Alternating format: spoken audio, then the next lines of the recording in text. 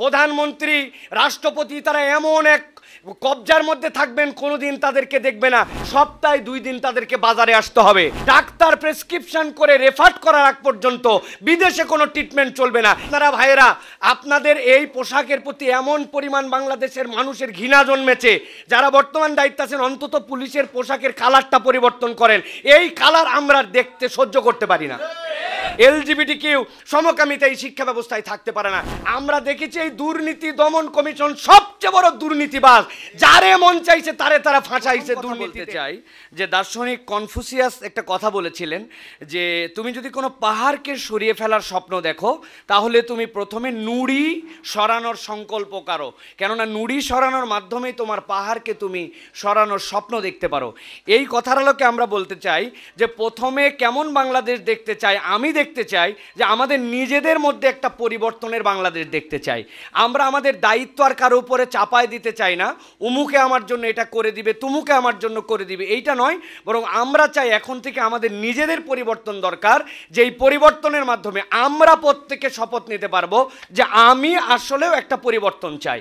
আমি নিজে বলি রাস্তাঘাট পরিষ্কার থাক, আমি পানের চিপ সব জায়গায় ফেলি, আমি আমার টিস্যু পেপারটা যেখানে সেখানে ফেলে বলি আমি পরিষ্কার পরিচ্ছন্ন বাংলাদেশ চাই।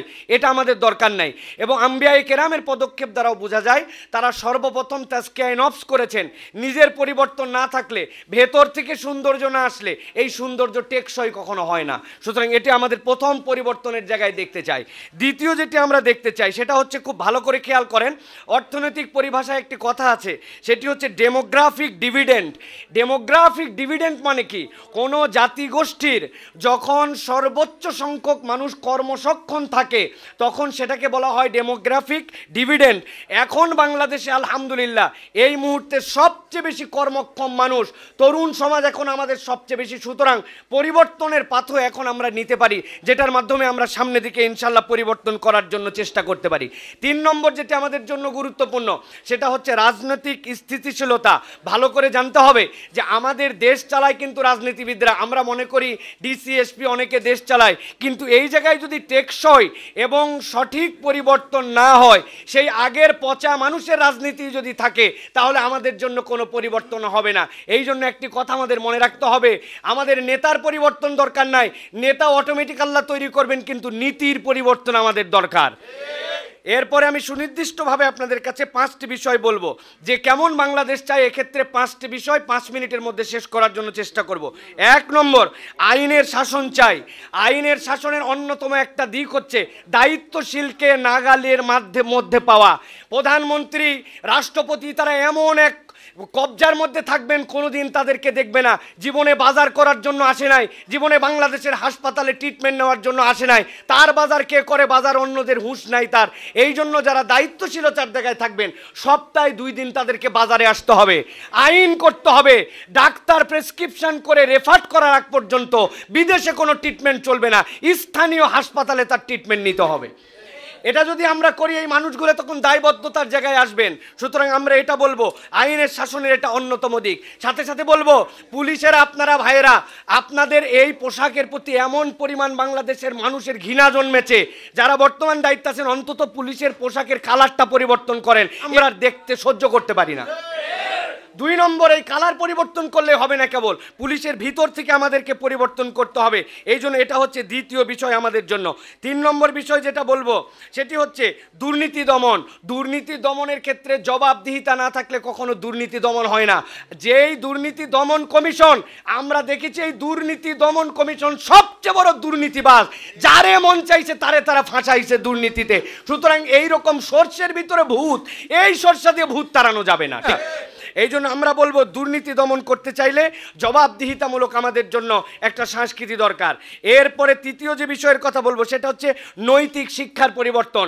শিক্ষা ব্যবস্থাতে যেভাবে রন্ধ্রে রন্ধ্রে, আমরা এর আগেও সেমিনার করেছি, সেই শিক্ষা ব্যবস্থা রন্ধ্রে রন্ধ্রে যে পচন ঢুকানো হয়েছে, এটার থেকে বের না হলে জাতি কখনো পরিবর্তিত হতে পারে না। এক্ষেত্রে আমার ক্ষুদ্র একটি পরামর্শ আছে, সেটি হচ্ছে ধর্মীয় অনুশাসন মেনে আমাদের নৈতিক শিক্ষা আমাদেরকে দিতে হবে। কোনো ধর্মের উপরে কোনো ধর্মের ধর্মের শিক্ষা চাপায় দেওয়া যাবে না। বলবেন বিষয়টি কীরকম? আমি যদি ছোট্ট একটু ব্যাখ্যা করি। ইসলামী অনুশাসনে একজন মেয়ের জন্য হিজাব, একজন মেয়ের জন্য পর্দা পুশিদার বিধান আছে, কিন্তু হিন্দু ধর্মে কিন্তু এই বিধানটা নাই। সুতরাং আমি যদি ইন জেনারেলি এটা চাপায় দেই তাহলে অন্যায় হবে। এই জন্য ধর্মীয় অনুশাসন মেনে আমাদেরকে সেই শিক্ষা কার্যক্রমেতে হবে। ইসলাম কখনো সমকামিতাকে সমর্থন করে না, এলজিবিটি কিউকে সমর্থন করে না।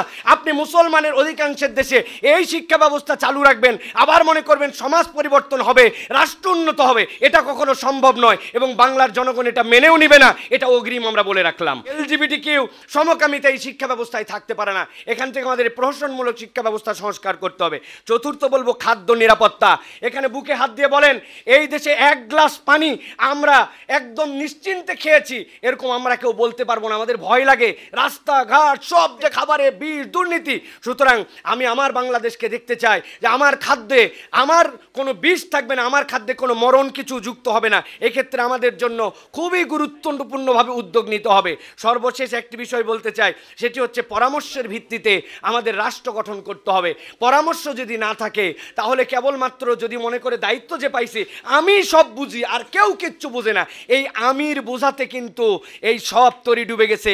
আমি একটা কথা বলেছি, একটা কথার ভুলে আর একটা কথা না বলাতে কিন্তু এই পরিবর্তন। আমি আর উল্লেখ করতে চাই না, আপনারা ভালো করে বুঝে নেন। একটা কথা বলার ভুলে আর একটা কথা না বলার কারণে আজকের এই বাংলাদেশ আমরা পেয়ে। সুতরাং আমি সব বুঝি, ক্ষমতা পাইলাম, পরামর্শ নিব না, এটা হতে পারে না। পরামর্শের ভিত্তিতে আমাদের এই দেশকে গঠন করতে হবে। লাস্ট একটা কথা বলতে চাই, আমরা ম্যানুফ্যাকচারার কান্ট্রি হইতে পারি নাই, আমরা অ্যাসেম্বলার কান্ট্রি হয়েছি। সুতা কিনি এক দেশ থেকে, মেশিন কিনি এক দেশ থেকে, তেল কিনি এক দেশ থেকে। আমি কেবল প্রোডাক্ট বানাই, সাপ্লাই করি না। অথচ আল্লাহ আমাদেরকে অন্যতম একটা ইন্ডাস্ট্রি দিয়েছেন, যে ইন্ডাস্ট্রির মূল্যায়ন কখনো কেউ করে নাই। সেটা হচ্ছে আমাদের কৃষি ইন্ডাস্ট্রি। আমাদের কৃষকদের দিকে নজর দিতে হবে, সিন্ডিকেট ভাঙতে হবে, কৃষককে সম্মান করতে হবে। আল্লাহ প্রদত্ত এমন এক দেশ যেখানে একটা বীজ ফেলতে দেরি, সেখানে গাছ উঠতে দেরি হয় না। সুতরাং এটাতে আমাদের নজর দিতে হবে। 30 সেকেন্ড বলতে চাই, আল্লাহর দেওয়া সফলতার একটা সূত্র আল্লাহ সূরা মায়েদার মধ্যে বর্ণনা করেছেন। সেই সূত্র হচ্ছে, তোমরা যদি সফল হতে চাও, আল্লাহ বলছেন ইয়া আইয়ুহাল্লাযীনা আমানু ইন্নামাল খামরু ওয়াল মাইসিরু ওয়াল আনসাব ওয়াল আজলাম রিজজুম মিন আমালিশ শাইতান। যেই দেশের মধ্যে মদ মাদকতা থাকবে ওই দেশ কখনো উন্নত হতে পারে না। আমার তরুণ সমাজকে হেফাজত করার জন্য পাড়া মহল্লা থেকে আইন করে সকল মদের বার, মাদকতা, চোরাচালান, সিন্ডিকেট চিরতরে বন্ধ করতে হবে। আল্লাহ রাব্বুল আমিন আমাদেরকে এই সুনির্দিষ্ট প্রস্তাবনার আলোকে আমাদের দায়িত্বশীলদেরকে পরামর্শ গ্রহণ করে একটি ইনসাফ আদল ভিত্তিক রাষ্ট্র কায়েম করার তৌফিক দান করেন। ওয়া মা তৌফিক ইল্লা বিল্লাহ। আসসালামু আলাইকুম ওয়া রাহমাতুল্লাহি ওয়া বারাকাতুহু।